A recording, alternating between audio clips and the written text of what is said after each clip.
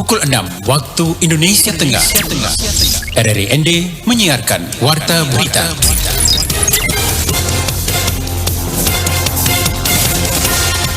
Selamat pagi saudara, Anda mendengarkan Warta Berita edisi Kamis 2 Februari 2023 dengan Sari Berita. Kasus ASF, maksud kami kasus ASF meningkat, Pemkab Sika himbau tingkatkan biosecurity.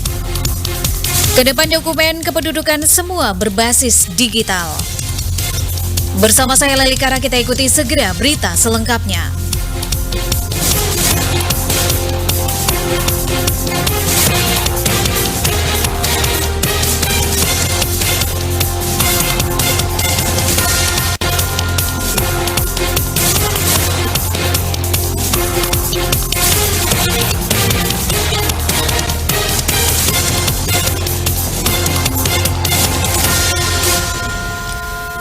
Pendengar, sebagai bentuk kewaspadaan terhadap penyebaran penyakit African Swine Fever atau ASF pada ternak babi, pemerintah Kabupaten Sika, Nusa Tenggara Timur menghimbau peternak dan juga penjaga kandang untuk meningkatkan penerapan biosecurity. Selengkapnya disampaikan Veranda Garus. Hasil positif ASF dari uji laboratorium di Balai Besar Veteriner Denpasar tersebut, Pemkab Sika mengambil tindakan pencegahan dini agar tidak terjadi kematian ternak babi secara massal setelah mendapatkan laporan 3 ternak babi terkonfirmasi ASF dari 7 sampel yang diperiksa pada 16 ternak mati. Kepala Dinas Pertanian Kabupaten Sika, Jemi Satriawan Sadipun kepada RRI menjelaskan, melalui surat imbauan Bupati Sika, pemerintah daerah menegaskan para camat agar meneruskan informasi penerapan biosecurity pada aktivitas ternak, yakni membersihkan kandang dan peralatan kandang secara rutin menggunakan cairan disinfektan. Kami kumpulkan semua penjagal dan pedagang daging babi di Pasar Alok ini. Nah, itu juga disepakati bahwa semua ternak babi yang mau disembelih itu harus di RPH. Nah, apabila kelompok ini mereka temukan ada yang sembelihnya di luar RPH, maka itu harus ditolak dan dilaporkan ke petugas, gugus tugas ini. Para kepala desa dan lurah diminta segera mendata populasi ternak babi dan menyerahkan data tersebut ke Dinas Pertanian Kabupaten Sika paling lambat 15 Februari 2023. Masyarakat juga dihimbau untuk memasak pakan ternak babi yang berasal dari makanan sisa maupun dari produk pertanian lain seperti dedak, rumput, ubi kayu, dan kulit pisang sampai mendidih selama 30 menit. Kemudian limbah daging babi atau air cucian dibuang di lubang yang disediakan khusus dan tidak diberikan pada babi atau dibuang sembarangan ke lingkungan. Bangkai babi juga wajib dikubur dan tidak boleh dibuang sembarangan ke sawah, kebun, hutan, jalanan, tempat sampah, dan laut yang berpotensi meningkatkan populasi lalat dan penyebaran oleh hewan pemakan bangkai lainnya.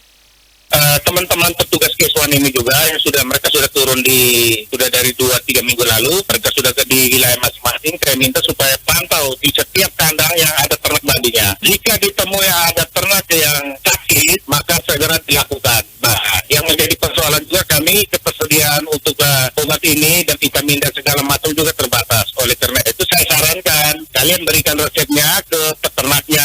Jika ini suruh mereka belanja sendiri, kalian yang tangani. Tetapi kalau mereka tidak punya waktu dan kesempatan, oke, kalian tangani dulu. Dirinya meminta agar semua masyarakat mampu mengawasi aktivitas keluar dan masuk hewan dan produk hewan, khususnya babi, dari dan ke wilayah masing-masing. Total ternak babi bantuan untuk Kabupaten Sika berjumlah 50 ekor, dengan rincian Poktan Sahabat Tani Desa Egon, Kecamatan Waigete sebanyak 25 ekor, dan Poktan Kasih Ibu Kelurahan Nangameting, Kecamatan Alok Timur sebanyak 25 ekor. Kasus ASF terjadi pada ternak babi di Poktan Kasih Ibu Kelurahan Nangameting, Kecamatan Alok Timur.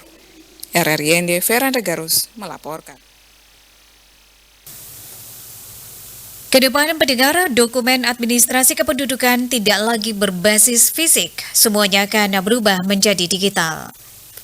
Rekan Soima melaporkan secara lengkap untuk Anda.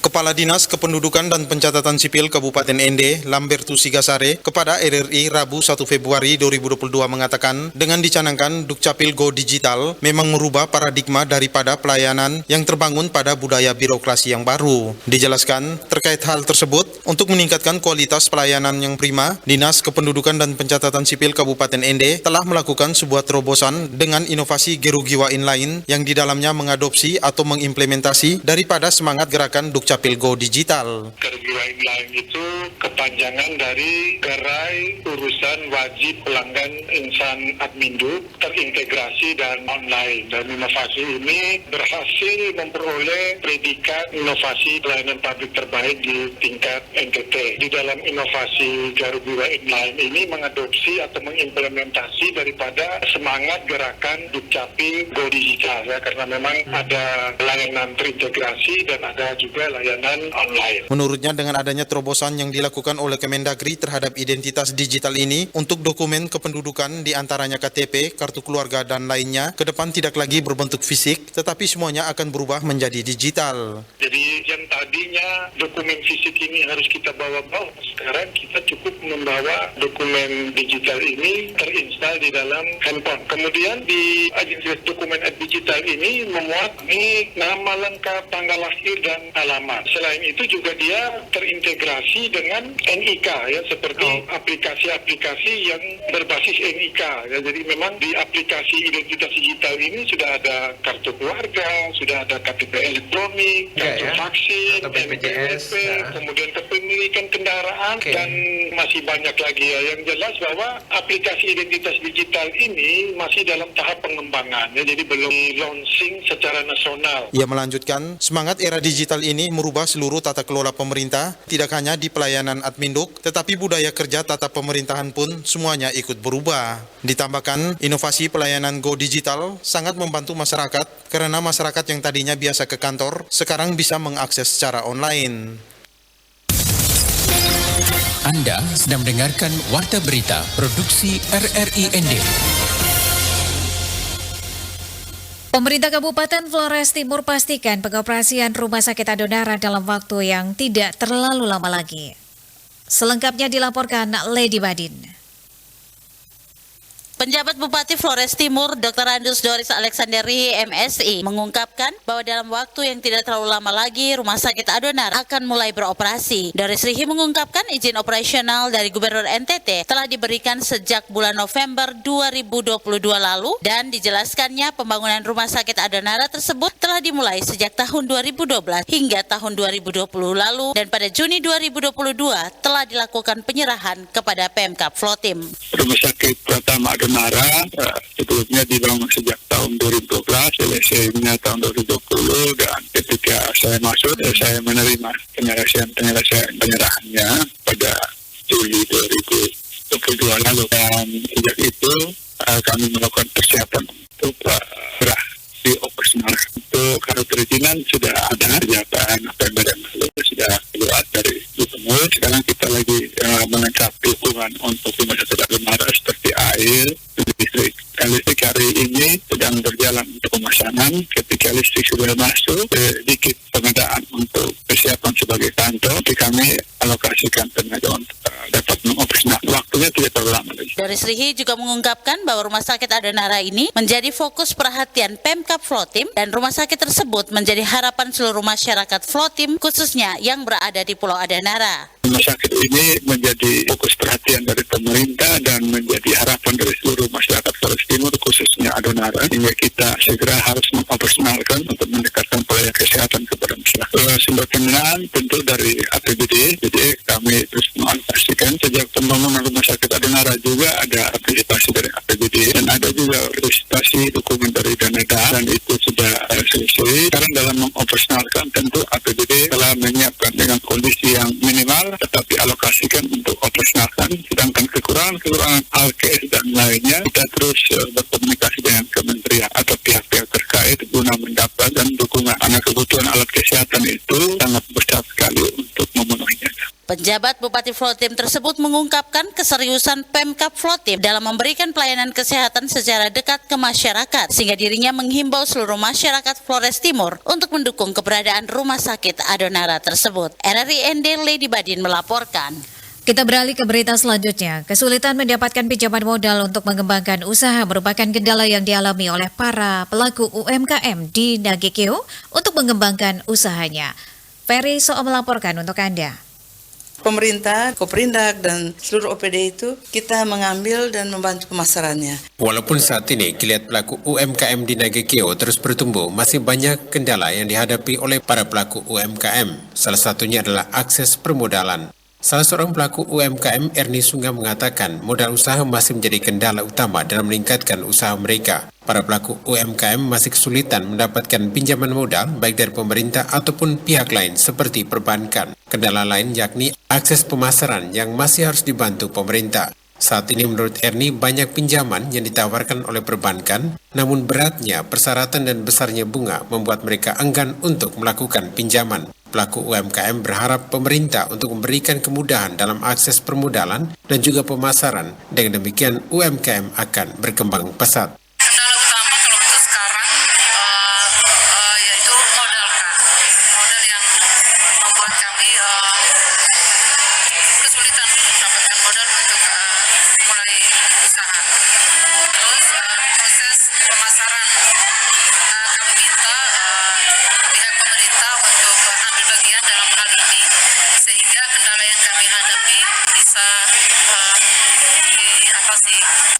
Sementara Dinas Koperindak dan Dekranasda siap memberikan pendampingan bagi para pelaku UMKM di Nagekeo seperti menenun perajin anyaman lokal dan produk-produk unggulan lainnya di Nagekeo. Kepala Dinas Koperindak dan UMKM Kabupaten Nagekeo, Maria Kristildis Simporosa Jawaria kepada RRI mengatakan, saat ini geliat pelaku UMKM di Nagekeo terus bertumbuh. Banyak potensi di Kabupaten Nagekeo dari 7 kecamatan yang mulai dikembangkan dan dimanfaatkan. Di antaranya kain tenun adat Nagekeo dan kerajinan anyaman lokal Nagekeo yang terbuat dari lontar ataupun pandan. Di sini kita sebagian besar itu tenun dan anyaman. Sekarang kita perlahan-lahan ke produk-produk kerajinan rumah, homemade itu. Sedangkan untuk industri rumahan seperti olahan pangan itu kita belum, karena kita belum berani. Mereka punya olahan, kita sudah punya data, mereka yang punya olahan ini belum sampai ke PIRT dan ada izin Balai POM, kita bisa tahu ini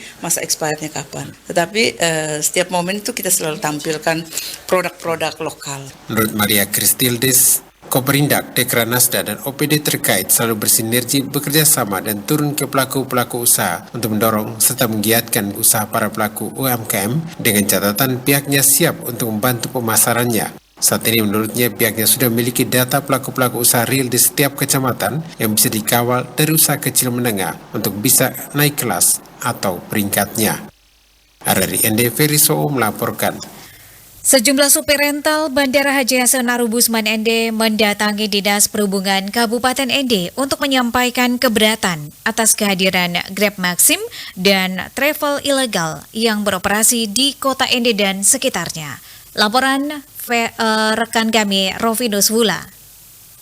Sejumlah sopir rental Bandara Haji Hasan Arubusman ND mendatangi Dinas Perhubungan Kabupaten ND menyampaikan keberatan atas kehadiran Grab Maxim dan travel ilegal yang beroperasi dalam kota ND dan sekitarnya. Demikian disampaikan Irwan Jafar, Kepala Bidang Transportasi Darat Dinas Perhubungan Kabupaten ND kepada RRI di ruang kerjanya di ND. Irwan mengatakan bahwa sopir rental menanyakan Grab Maxim yang beroperasi di kota ND sudah mengantongi rekomendasi atau izin dari Dinas Teknis. Dijelaskan Grab Maxim yang beroperasi saat ini belum mengantongi izin dari Dinas Teknis. Mereka beroperasi masih secara pribadi melalui aplikasi.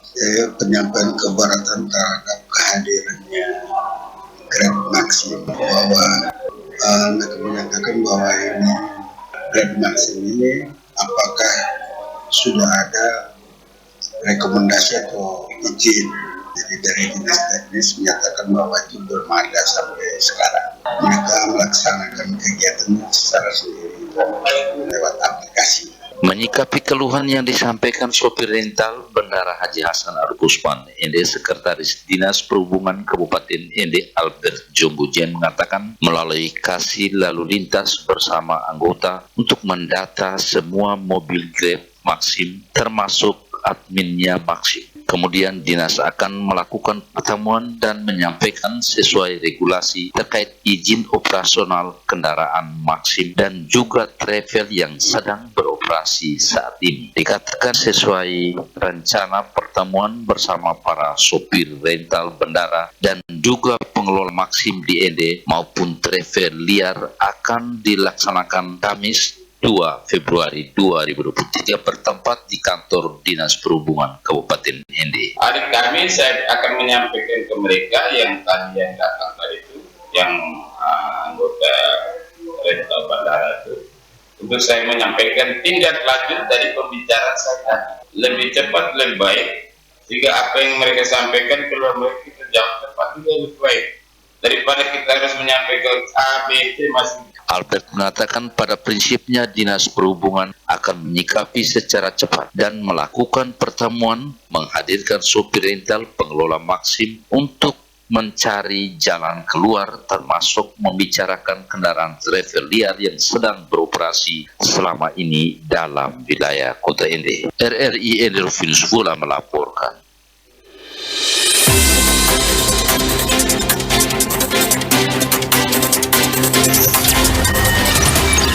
Terima kasih. Anda telah mendengarkan Warta Berita Produksi RRI Ende.